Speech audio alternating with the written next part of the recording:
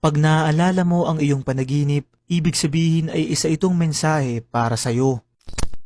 Mga kaibigan, siguro ay napapansin nyo rin kung bakit ang ating mga panaginip ay madalas nating nakakalimutan kapag tayo ay gumising. Ayon sa ilang dream analyst, ito ay nangyayari dahil ang ating mga panaginip daw ay halo-halo na dahilan upang hindi maisali ang ilan sa mga to sa ating long-term memory. Gayunpaman, may mga panaginip pa din tayong malinaw nating naaalala na ayon sa ilang teorya, ang ibig sabihin nito ay isa itong mensahe sa iyo ng kung sino man ang kasama mo dun sa panaginip.